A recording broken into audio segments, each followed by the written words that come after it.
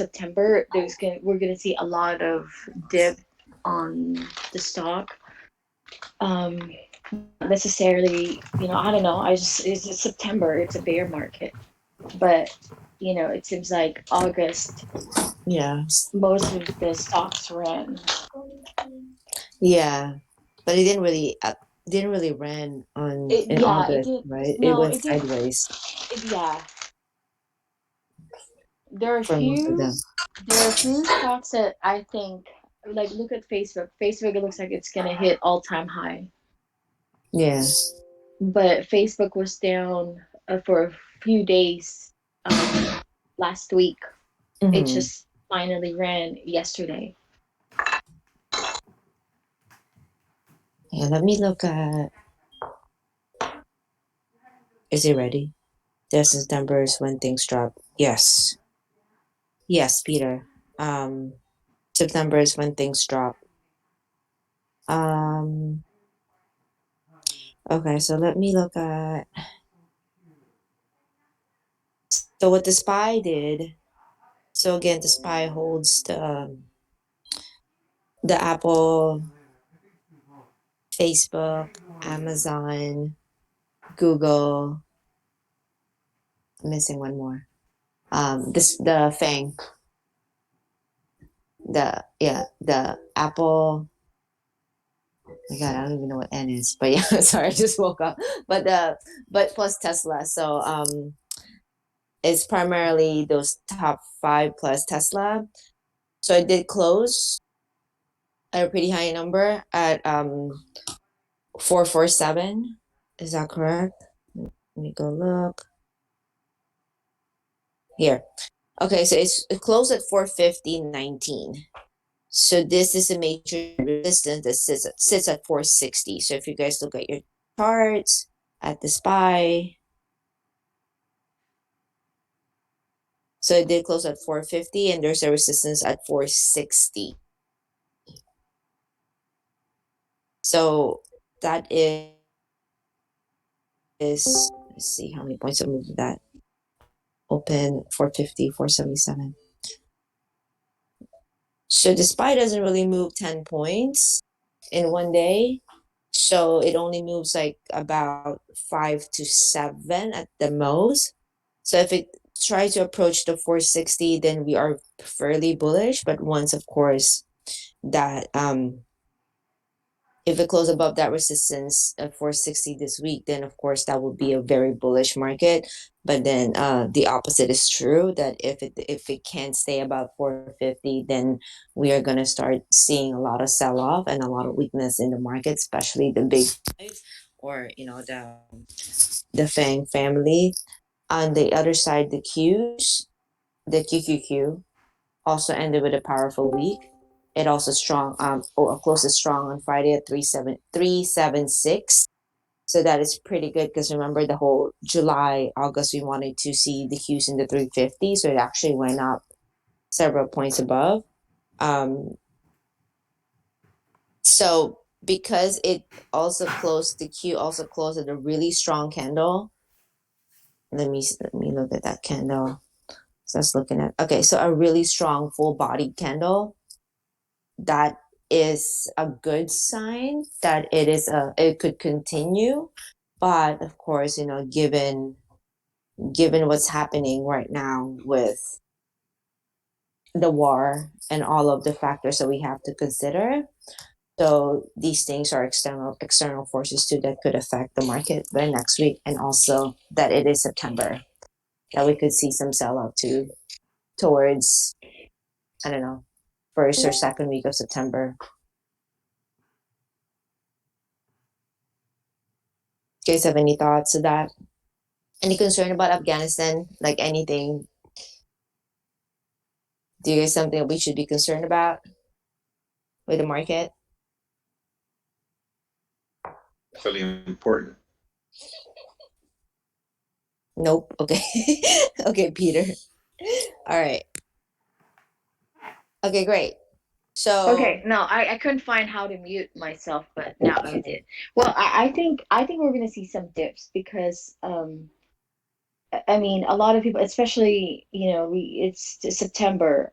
I mean, as Mhm. you could see, a lot of people are pulling money from the market. And we see a lot of stock that just goes up, especially as, good example, SPRT. And that's because the day traders, shorts are taking that opportunity. They see that as an opportunity.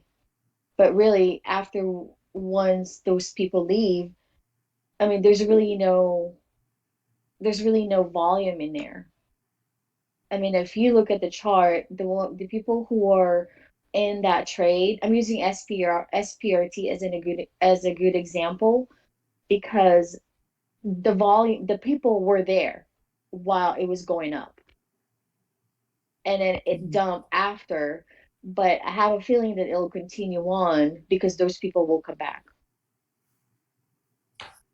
So speaking of SPRT, we did see a lot of action the past week and past 2 days on this short, small, was that low float stocks. Hmm. So we have the watch on BBIG. So shall we put?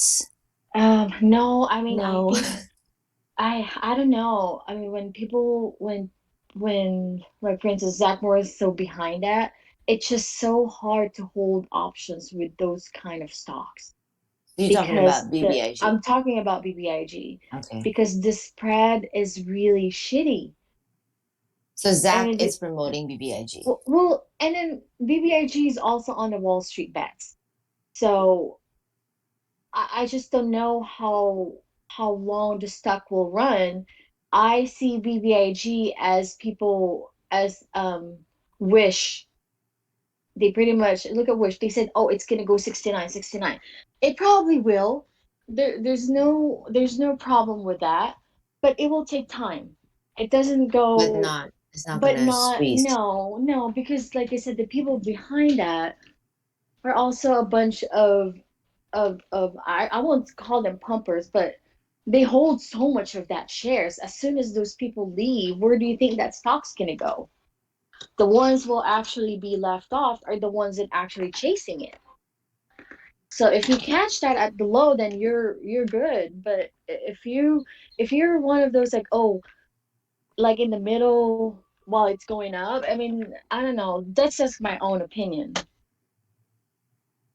But I haven't really read about BBIG, but I know I've heard it before, when it was, I don't know, four.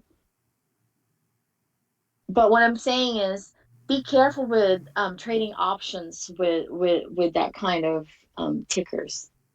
Certainly, certainly. Now I've seen a lot. I don't know how to short. I've never shorted, just using puts on options. But I've heard that there's like no shares short on BBI. Yeah, so the biggest thing on BBIG is what makes it different than actually, all the other ones that we were naming, uh, Wish. the Wishes, even AMC and Right, and EME, is it's all about shares available and it's about the market cap. right. Okay. So the BBIG, the difference in Spirit and AMC is that it's 55% short. That's double what AMC was. I'm not saying this is a buy signal, but if you want to do it by tech and analysis, the 55% is huge. It's double what Wow. the other ones were. And then on the BBIG side, they're looking at this is a big group that's been pushing this merger coming up on Tuesday, Wednesday. So it got Mm, a hot track the last week or so, and it was on the list or on my list. It kept on hitting the scanner. So I'm like, all right, I'm gonna buy one share and just watch it. Then it finally popped, and I'm like, all right, time to get in. That's when boom, I popped it in the group. But the biggest thing wow. is it's just the amount of shares available, period. And the amount that Yeah, is maybe because like I haven't really looked into BBIG. I mean, I know I remember I'm buying that shit at $2 and I sold for not even four, and I thought, oh my God, I did so good. But it's still profit, right? that was But so Antonia, she got in at high when Zach was pushing it before, like 412 or something like that. And I uh-huh. got into it right. Are you Let's holding cut in at options or 5. share? Share, yeah. So back to what you were saying, I would definitely buy shares. I don't buy options on stuff like that. So that way I Right. can get out, a whole lot Yeah. easier without losing money. That's So something. that's Yeah. 100% dead on. Like it's just much riskier when you're buying options. You can make a whole lot more money, but if it dumps, you're done. Yeah. That's exactly my point. Because like I remember I can use it when I was trading Wish. I bought a freaking call on Wish. Actually, I did it twice. My shares didn't actually take a lot of hit, but my option, it moved a penny and I lost $100. It moved another penny, I lost another 50. So we gotta be careful trading options with that low float stocks, Yeah, for sure. unless you have a really long expiration date where it won't bother you if you see your contract or your calls are down 50%, Right. and next 5 minutes you're up 100%. So that's just how volatile those kind of tickers or stocks when you trade options. So be very, very careful. And then you got to worry about it getting halted down. Exactly. And then If you if get it's caught in that really halted down, your money's gone. exactly, that's exactly my point. So that's why when I said I'm scared trading that, I was speaking about options, Yeah. because you will lose your money or you will double or triple your money. Yeah, for sure. Unless I don't know, but options is very, very lucrative trade. Even It if just goes back. It goes back to what we, don't be greedy. Just get what you can afford to yes. buy, So it's like, where's and still BBIG got that. now? It's It's at on like seven. It's So 7. 785 okay, at so the after hours. right. So if those people who went in, who bought BBIG after hours, those are not options. As soon as those people leave before the market options, your options is, I don't know, where it's either probably you're supposed to be up 200% or whatever. You can easily see it break even Mm-hmm. if it dips at 6. And of course, when you see that happen, there's also a panic. A panic of, oh my God, I'm just gonna sell it. And then Right. you miss the run. So be very careful, guys, when trading small tickers like that. Unless there is a huge potential of there's a lot of people behind it. Um, like the difference with AMC, before it even popped, there were so many, because I think I remember I was saying there's a movement going on. They started off with a huge movement, not just Twitter. Right. You see boats, planes going around. I mean, the apes or the people behind it early, they funded that movement. That was a difference between the tickers that we hear mostly on social media. Like as soon as those people, Ultra calls, Zach Morris, everyone else, they know each other. Those people hold hundreds of thousands of shares. You Mm-hmm. can't compete with them.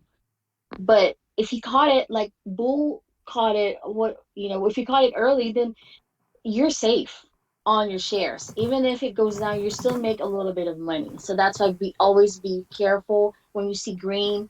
It's either you sell it or you leave a runner where you can take it whether you lose or win. That's a strategy that at least I use for that kind of low float tickers. Yeah. Yeah, definitely. This is not a company like a firm. A firm just No. went to got a got a huge Amazon deal. So those things, you got to play. You can play options on something like that. But yeah, these low floaters with, I mean, yeah, they might have good news, but what's the reality on a lot of these? That they're never going to be a big successful company. Period. Yeah. I mean, you gotta think too. They want to sell that news. Because what I remember when I was watching Sykes, it's OTC, but it's a framework that I use. A company will hire a marketing person that pays $20,000 to market up a company, and because we know that stocks will skyrocket or go up. They know how to get into the news. They know the people they go to on publishing. Things like that. I'm not generalizing or saying it with all stocks, but it's pretty common that they do that, or they anticipated the merge, and next thing you know, that goes back to where it was, Mm-hmm. or it can be go up and go on 15. We just never know.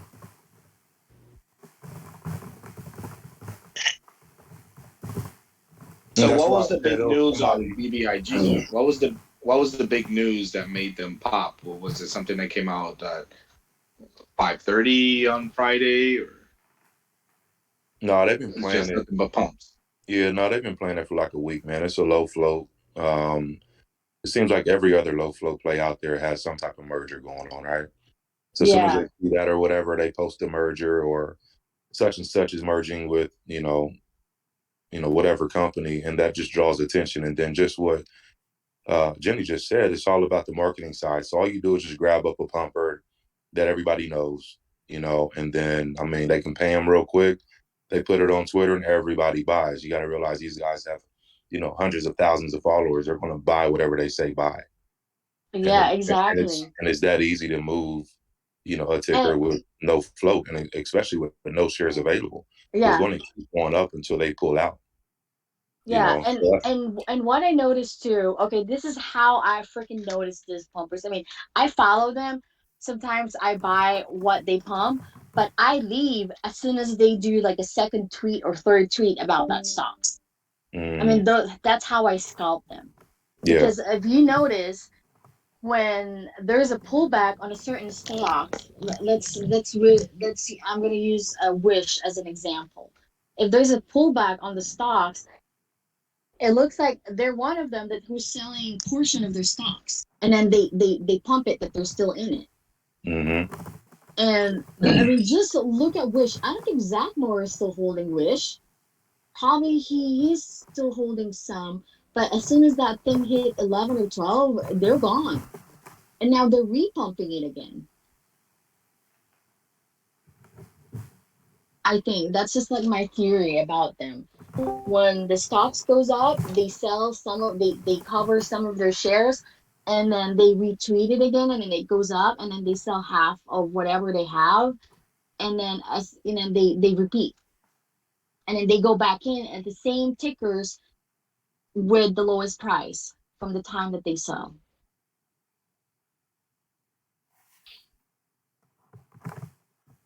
Yeah, the difference is Wish has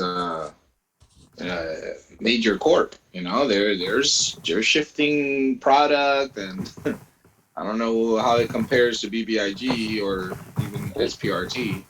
Man, it's something, it's crazy you say that because dude, I've been reading up on them. They're legit. It's just all about when they start growth in general. Yeah, So right now, yes, it can be pumped up and down, blah, blah, blah. But long exactly. term, I think Wish is going to be a nice stock to hold. So, I Oh, mean, oh, it's I'm something that, holding Wish. yes. I'm holding Wish when I pick. Okay, I pick up Wish each time it goes below 7. I Mm-hmm. just buy each time. If I have a small low float ticker, like when it dip below 7, I buy Yeah. because I know Wish is just gonna go up. I Yeah, mean, I it's do just a like matter Wish. of time. I like Wish too, but definitely I won't touch options with Wish. No, no, no. That's important. Yeah, absolutely. With BBIG, I bought shares. I'm still holding some of the shares, my runners from before, and I added, but I won't do options. It'll be so hard to get out. But unless you're watching it like a hawk. Yeah. Yeah, big watch. Well, SPRT, BBIG definitely going to be very interesting. Let's say come tomorrow morning, their Oh pre-market movement. What I've learned from JJ, the VWAP1 trader, if you're going to get that gap up, then there's going to be a lot of shorts trying to pile in. But yeah, if there's absolutely. a gap up, with no shares available, then Mhm. ultimately I'm still not understanding what could that mean. Is that going to mean, yeah, it completely gapped up. Now everybody is trapped that did have shorts in the, Exactly. No, if they can't that short it. when were available, but now they're not available. So what do you think that would mean? Yeah, Well, if you It if can when they short definitely. it, right? Just like question S and SPRT, what happened is they buy puts. So if you look at the puts contracts, there are higher and there's a lot of volume there because the yeah, short sellers cannot short it the usual way, and the only way they could do that is through puts. That yeah, is what's going on SPRT, and that is why OI for SPRT last Friday is 300%. It went up 300%. It was so yeah. expensive, those So if premiums. you It was look at crazy. Market Chameleon, let's see, OI for BBIG probably went up too. So Yeah, See, that that's what is the that's reason. the crazy change of numbers that I'm trying to figure out, see if anybody yeah. would know. Okay, so I pick up options, SPOT options. That's a very, very risk move for me. It was such a risky move. And and it's like I went with the because I think I was in a webinar with Mark, and he was looking at the chart, and then he said that when he said, well, it looks like it's reclaiming 19. And that's when I went in because I think I was talking to you, Gladys. Remember that I was at Yeah. the cabin, and it how it's probably reclaim 19. And then so given that, okay, I guess if I lose, I can lose 900 something bucks because that's how much I paid for two contracts. And one thing that I'm really scared of was there's no weeklies, it's all monthlies. Right. And so I give it a chance. It's a risk. I mean, we all know options, it's a very risky trade. And I sold it as soon as the market opens. I mean, it gave me a good 8,000 almost 10,000 profit. But imagine if I would have held, it's either I'll probably have 30 grand if I sell it at the 50s, or I will lose everything Right. if I waited, because we all have mental, oh, I have until next month. But That's scary, it yeah. is very scary. So, but then again, I'm kicking myself. Shit, I wish I held. But then again, when the market closes, oh, I'm so glad I didn't. We all have that emotion, the FOMO. So it's really important if you trade, you just get out of that FOMO mode, and no matter, even if your expiration in 2 months, but you don't know what's gonna happen in 2 months, and you see you're already up so much, like I sell, like Yeah, these companies don't have a history like that yet. Maybe in the yes, future, maybe if let's say maybe a in the year from now, future. SPRT still like crushing it, whatever they're coming up with new tech. But yeah, so definitely we'll keep those on the, hey, buy shares, not Yeah. options. Same Oh with yeah. BBIG. Same with Wish. Let's put those three I mean, all together. just imagine, just think of it this way. Those low float stocks, they're mostly likely gonna go up in in a matter of time. It may not go up the next day or a month, but it will. Just look at Mara. Mara, I was fucking trading Mara at $2. I was looking at my notes earlier early this week. Just look at Mara. Mara started off with $2, $4. It ran to 15 and it dumped. But look where Mara is now. It just ranges between, I don't know. I don't think Mara will ever go below 20. It will dip the same as any other stocks, but eventually, yearly, monthly, it'll just go up. I mean, all stock starts from nothing. That's what I keep in my head. So, Yeah, Bitcoin continues the rally, certainly. Bitcoin was actually looking really strong on Friday, I believe, Saturday morning. It was looking like mm-hmm. it might go back up to 50, but it took a slight turn back. Yeah, but you like I can hear said, a lot of the institutions now trying to get back into Bitcoin. So Mara definitely gonna stay up there. Same with Riot. You know, all these BTC yeah, I mean, crypto. really, if we think about it, what else? What example? What else? Example I can use? Like you see those really cheap stocks. I mean, they like for instance less than a dollar. I mean, most of them they're like in over a dollar and they're almost a dollar.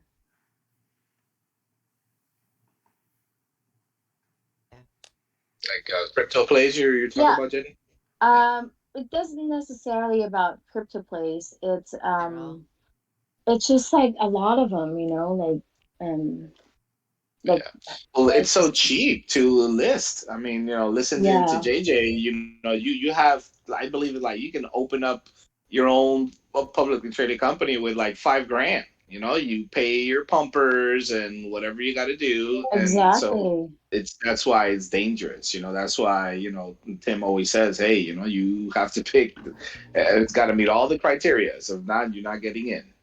And they're in Exactly. for seconds. You know, come on, they don't even have a minute chart. These guys got to probably have you know, the 5 second charts, because it's just, it moves so crazy. You know, those super volatile. But I can see their philosophy behind those. You know, that tactic, which, you know, Oh it yeah. works a lot of percent of the times, because, you know, if once they break out, that, you know, that open range break is so important in those dip plays that Tim loves. Yeah, that Oh yeah. panic. Yeah, That's that's my the Um, big. strategy. My panic is that's why I think what really stayed in my head is his dip buy pattern. I buy when nobody just wants it Mhm. on the red. Um, and going back on our previous conversation about the stocks that just like the cheap one that goes up. I mean, I own SHIP when it was around 44 cents. Come on, I got And a bag. yeah, I got a and bag of that that too.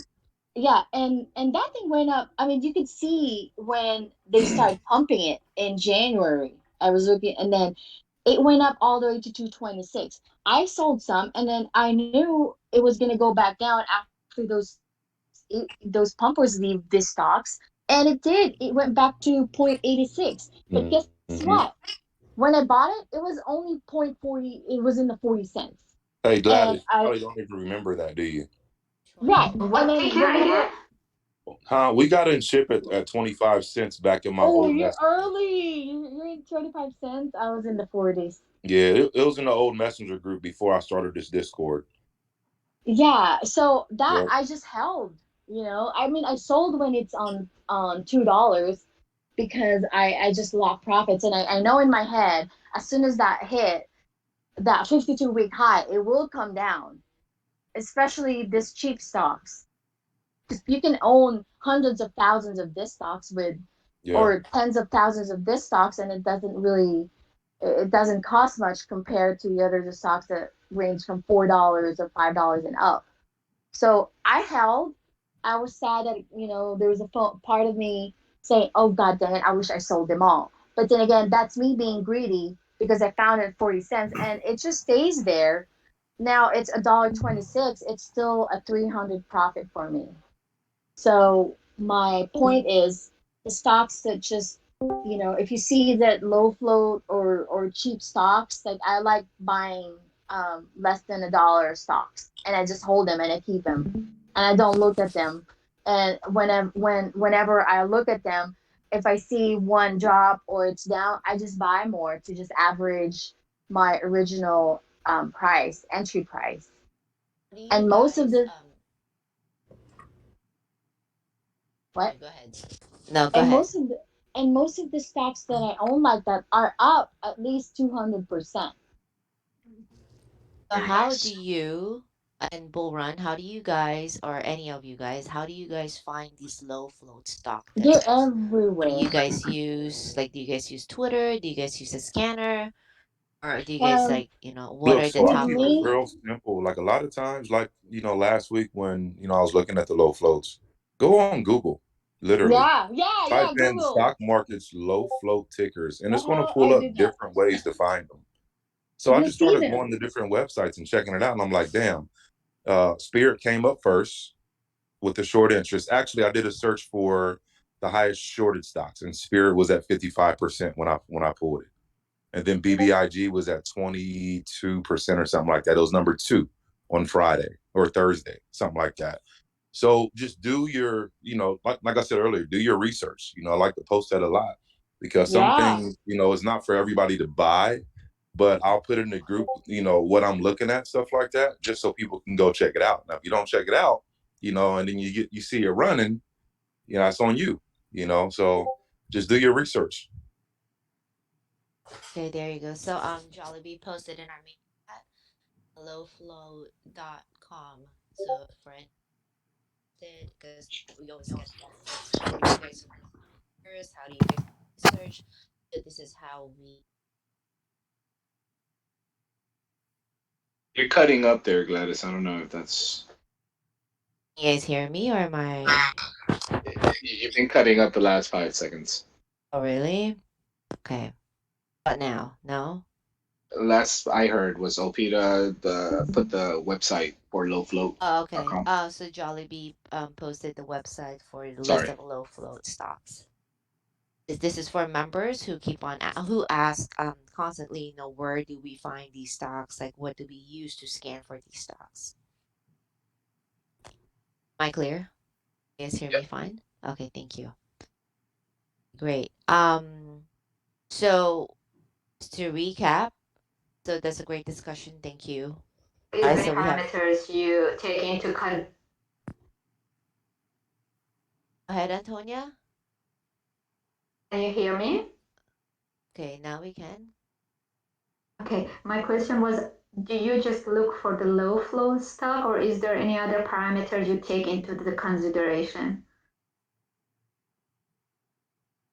I believe what we do is we search for the low float stocks, and then once we get the names, we then look and do our own research. That's why Boban would always say these are the list of the low flow stocks that I found. Do your own research, meaning go read news about them, find out more about the company, put that in your watch list, observe the volume, and then that's when you decide whether or not it's worth going into. Like what Jenny said, that these are low flows, so she starts with a small amount and then she just watches it until it picks up. All of these little strategy, but don't go all in. Yeah, and a lot of times I'll find one. Let's say I find one, and for example, Gladys, going back to the years ago again, NTRR. You remember that play? So we were in NTRR. It was a marijuana play here in Texas, and I found it on an OTC, some website or whatever. And the float wasn't that bad, but it was just moving slowly. So I just did the research literally on Twitter, and all of a sudden it started popping on Twitter. So we got into NTRR at 0.00009. It was like 7 zeros and a 9.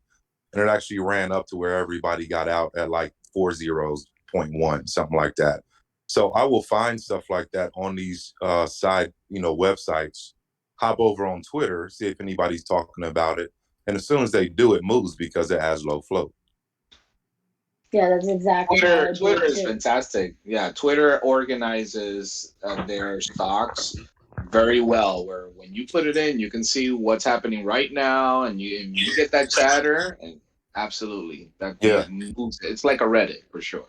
Yeah, and all you do is go in there, go to Twitter in your search bar if you're looking for a ticker. Just type in the $ and whatever the ticker is, and it'll pull up everything you want to know, whoever's talking about it.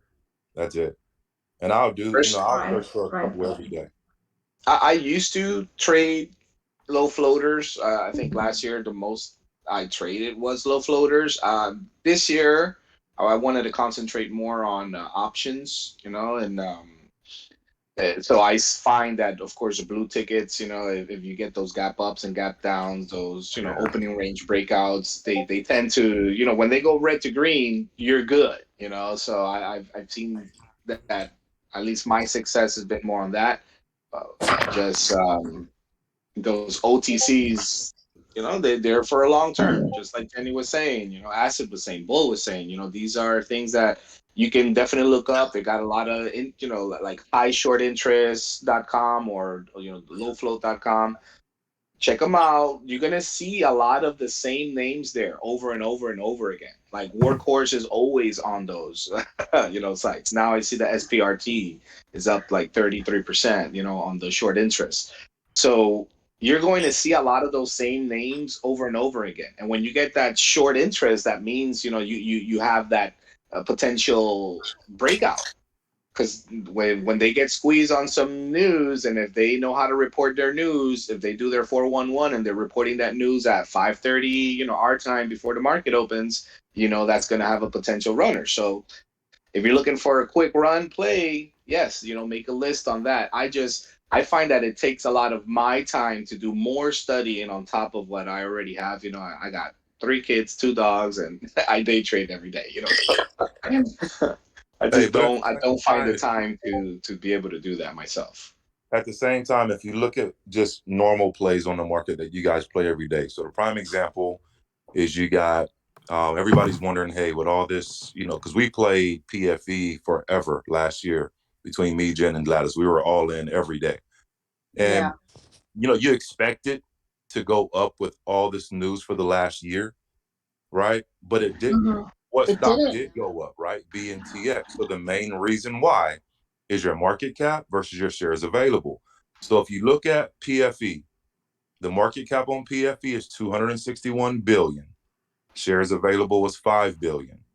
Now you look at its partner, BNTX, 86 billion, 242 million available. That's why BNTX moved up so quickly. It wasn't that they were better or anything like that. The money goes into BNTX. It's able to move a lot faster because of the market Yeah. cap and the shares available. It's all about market cap and shares available. So I see a lot of people, yes, they have been making a couple bucks on PFE, but I've been there. And it's like, Yeah. hey, if PFE is going up, you may as well look at BNTX as well, because you're going to make more money on BNTX going up versus PFE. PFE will pull back in a heartbeat and you'll lose it real quick as Yeah. well. So So it's always holding the check your market cap shares. and your shares available, because you may think it's going to fly, man. I was in the PFE at like 45. We all were in that and wondering like, damn, why ain't this thing moving? I didn't have the education then to understand the market cap and shares available. I just knew that, hey, with COVID, it's going to go to 100, and it only moved like $3. I'm like, what the hell? Well, I had to Well, learn that's about market options. cap, When the right? Yeah. options take It's over, they options. start getting into a tight, Mm-hmm. a tight thread. That's why the opening range breakouts and those inside outside bars work so well on those, because you're looking for that really quick $1 to $2 move.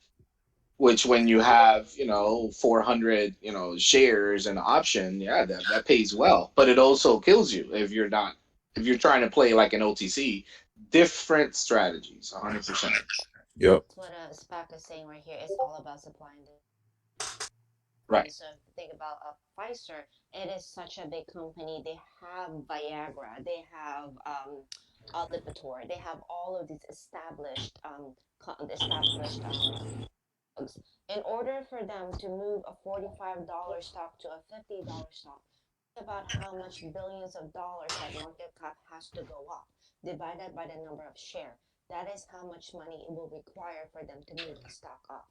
Versus BNTX, when the market cap is a lot lower than Pfizer, the number of shares. So it's all about supply. The same principle with the low flow stock. There's not a lot of shares to be traded, therefore a lot of people will want them and they will pay higher amount of money to obtain them because there's not a lot of shares, there's not a lot of supply to go around. That makes sense. So that is the whole idea of low float. And again, as one good example is SE. So SE ended at 220. I believe it's like a 1 trillion dollar whatever market cap is ridiculous. So in order for SE to go from 220 to 230, it's gonna need like $1 billion to go into that market. They're only trading, I think, like 5% of their shares. Sorry, can you guys hear me now? It's been really rough though, your microphone. Okay. Yeah, we got you. Okay, good. But it's all good. So with SE, right? So SE has been trading from 210 Hold on, what are you looking at, Gladys? Because SE's over Three. 300. SE's Sorry, like Yeah, three. three, Sorry, I kept three, saying two. Is it 320? 320. So Yeah. yeah, and their market cap should be huge, under. No, it should be under 200,000. Their market cap is 172 billion. Yeah, it's 172. 172 billion. Right, Yeah. and then they're lesser than PFE, but as she's saying, it takes so much money to push that thing. It's So not that gonna, would be yeah. more of a long-term hold for most people. So that's just, yeah, that is just Like if you got into that back when Gladys first seen it at like $90, that's a long-term hold because that's a huge market cap. Remember, I got cussed out one day because I posted something like that on StockTwits. I was mad because PFE wasn't moving. They're like, dude, you're invested in it for the wrong reason. Get off our board. I'm like, what? I didn't understand it. All right. I'm like, why ain't this thing moving? All the long-term investors were just pissed, man. Because I was trying to make money on it the day of type of deal. But I didn't understand. Those are your long-term holds in general. And that's what I look at it as. Yeah. Because if you would have bought into it, like I said, that SC Gladys seen it under $100. If she would have bought it then, look where it's at now. But it took, forever and a whole lot of updates and, analysis for that thing to go up. And because of COVID. But still at that time, it just wasn't moving like that. And right now it may be in that same channel. PFE has been stuck, between 40 and 50 for how long? A very long time. And even if you move a Yes. dollar, you don't make much Yes. in also options. important. Just right. We were like, yay, it rallied 10 cents. Yeah. But So, then, but anyways, but then you got people looking at it. So you got people, PFE is an investment long term for people that also want to get dividends. Those are the yes, reasons they for pay people to invest dividends. in that. That's why. It's not a day trade stock. You No, can, but I'm just saying it's a divvy stock. That's why I people mean get into it. just look at GE. I think Gladys knew I'm like the biggest fan of GE. Remember, Gladys, we have calls in GE a year or so ago. I mean, they Dollars, pay yeah. dividends. They pay dividends. But you know what? I agree with Bull. If you are a long-term investor and you're not in the mood of chasing stocks or buying and selling in 5 minutes, you you probably must go or invest with stocks that pays you dividends. Because like I said, I have mentioned this in the past, if you're holding a stocks that pays a lot of dividends, that's one thing that I look at as well, on how much dividends they pay quarterly. So if you're one of those holding stocks that pays a lot of dividends in a year, imagine how much shares you can accumulate depending on how much you hold as well. Because if you do like the reinvestment, for instance, if you get $100 a month on a certain, I'll use craft because we own a lot of craft. So if you get a certain number of dividends on craft, um, imagine buying shares, 2 or 3 shares a month. In a year, you have like 30 shares at least. Yeah, those are all great plays, Yeah. especially like food right now is definitely great plays. So, and then you gotta think of it if the bank's starting to pull down, be be prepared that the rest of the stocks will pull down. Well, not all, but it's all financial, airlines, long term. They all move the same moves pretty much, because that's how I look at. Every morning I look at my shares. For instance, my bank shares. I'm like, okay, it's green. Most likely, we'll probably see a lot of green. But when you see it red, I don't trade much because I'll probably see a lot of red.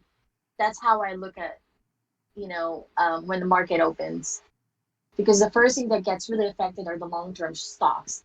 But yet, those investors, the long-term investors that holds those kind of stocks, they don't get shaken by, if they dip a dollar or two, because it's a long term for them. Not at all. I They're mean, at it. yeah, they get if their stocks goes down, they get it in their dividends somehow. So they pay you to hold that stocks. It is 9:53. I think we should move on with the watch I list agree. for options. S- We have, I think Jenny and I have been talking about this, and a couple of you guys too offline. And Guys, we can't hear you. ah, God, Baba, this front microphone that I bought from Baba. All right, there you go. Trying to push Baba This down now. Alibaba.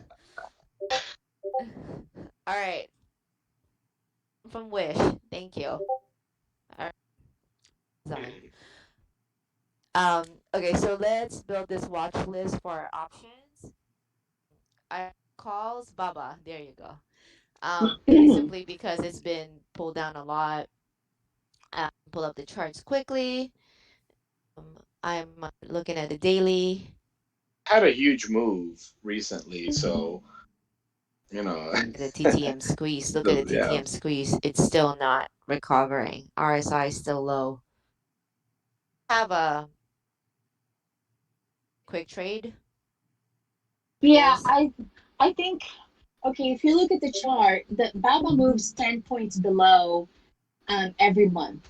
So when I say I got into Baba, but when I say I have, you get a calls, it's probably a quick trade in options. But I own shares of Baba. Baba, I think, just like any other stocks, I mean, I see it Baba as potential chop. Baba is not going anywhere. To me, regular shares is long term, but if you're gonna trade options like I am this week, I will sell, like I will sell when I see it's green. Because we A lot of know, bears and bulls are fighting it over it. Yeah, yes, absolutely. yes, a lot of, like I said, a lot of long term investors again, they see Baba as a potential buy because it's so low. But I think Baba, if it touch low 150s, that's when it's gonna start rallying again. I think, my opinion.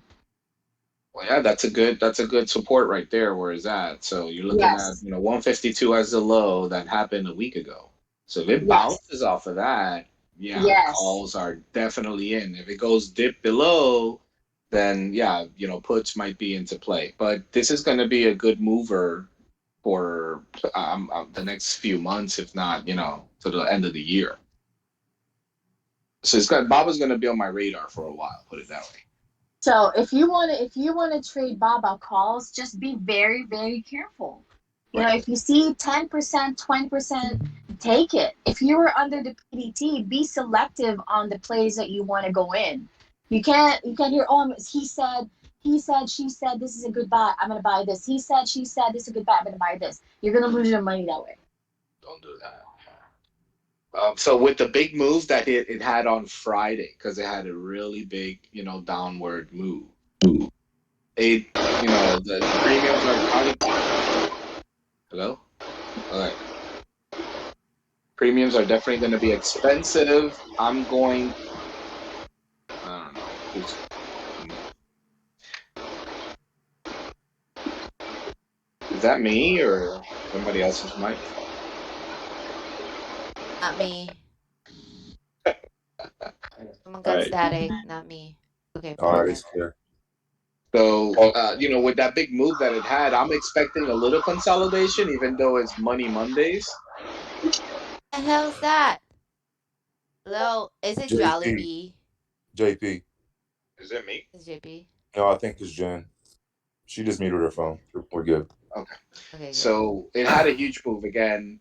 I'm expecting a little consolidation. If it drops on Monday to like the low 50s and it bounces, that's a good sign right there. Expect that rally back up if it bounces. But definitely a good watch. I don't know if it's going to be a good trade, but it's definitely going to be on my top 5 for Monday.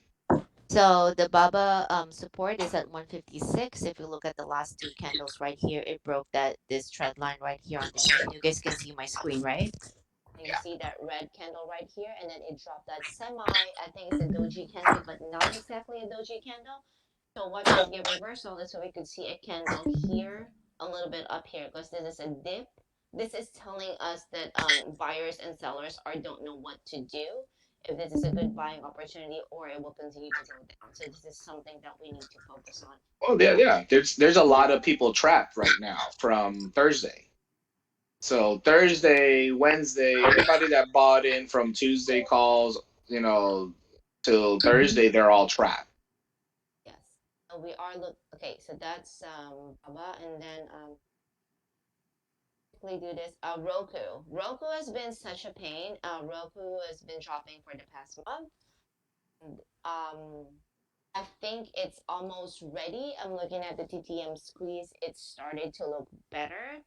RSI is starting to pick up. It's not fully embedded. It is also not at the bottom of the Bollinger.